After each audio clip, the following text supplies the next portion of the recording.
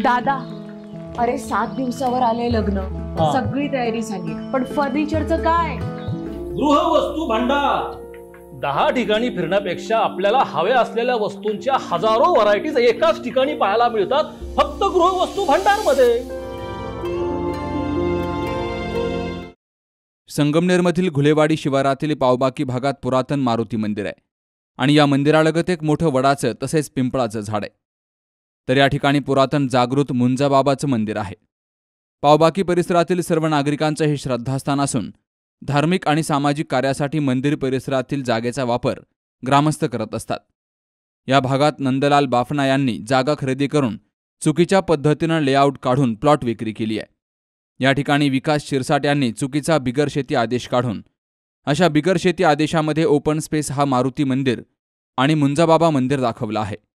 मारुती मंदिराच्या उत्तरेला पाण्याची टाकी, मुंजाबाबा मंदिर, पाण्याची विहीर आणि पुजाऱ्याची खोली आहे। विकास शिरसाट यांनी ग्रामस्थांविरोधात हा दावा दाखल केलाय। तर कोर्टानं फक्त पिंपळाच्या झाडाच्या फांद्याच तोडण्याची परवानगी दिली आहे, संपूर्ण झाड तोडण्यास परवानगी नाही असा आदेश दिलाय। ग्रामस्थांना न्यायालयाचा हा आदेश मान्य नाही। सदर आदेशाच्या विरोधात ग्रामस्थांनी सिनियर डिव्हिजन कोर्टामध्ये अपील केलंय। कोर्टाचा आदेश येईपर्यंत शिरसाट यांना कुठल्याही प्रकारचं झाड तोडण्याची परवानगी देण्यात येऊ नये अशी मागणी ग्रामस्थांनी केली आहे।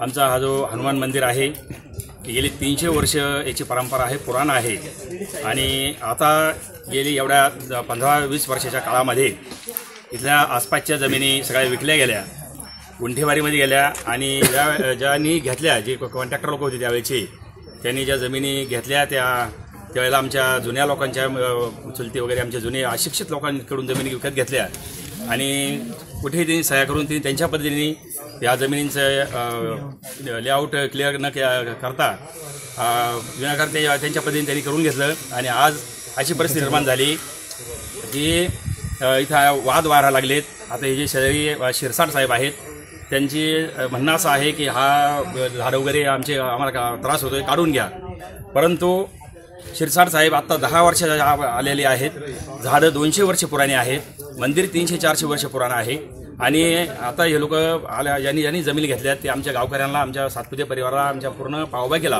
हे लोक त्रास देत आहेत आणि त्यामुळं त्यांचे आमचे वाद व्हायला लागले। त्यांनी पोलीस प्रोटेक्शन मागवलं, अनेक त्रास देऊन ते आम्हाला विठीस धरायचा प्रयत्न करतात।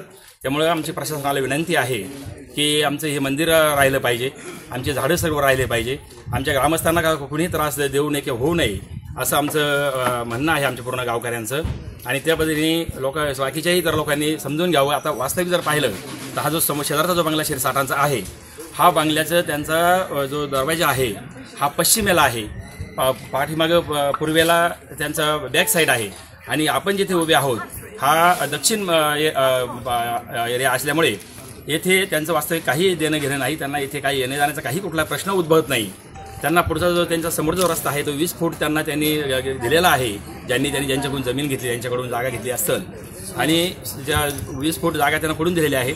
आमचा पाठीमागे इकडे वास्तविक काही संबंध नाही, परंतु हे लोक आसपासचे सर्व ज्या लोकांनी जमिनी विकत घेतल्यात ते लोक आम्हाला खूप त्रास देत आहेत, त्रास देण्याचा प्रयत्न करत आहेत। आज एवढं मोठं आमचं इथं मंदिर आहे, आमची भावना आहे, आमच्या भावना वास्ते सगळे खेळायचा हे लोक प्रयत्न करतात। हे जे 2 झाडं आहेत तिथं लिंबाचं आपल्या पिंपळ आहे आणि वड झाड, हे 2 झाडं, ह्या 2 झाडांबरोबर झाडांची रोज आमच्या इथे पूजा होते, आरती होते, आम्ही त्यांची पूजा करतो, आरती करतो आणि पूजन होतं आणि हे लोक त्या झाडं काढा घेऊन असं करा तसा त्रास देऊन आम्हाला विठीस धरतात।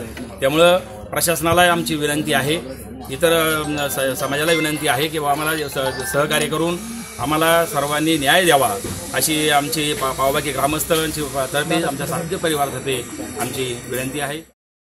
जर झाडाला कुठल्याही प्रकारचा धक्का लागला तर ग्रामस्थांच्या धार्मिक भावना दुखावल्या जातील आणि कायदा सुव्यवस्थेचा प्रश्न निर्माण होईल।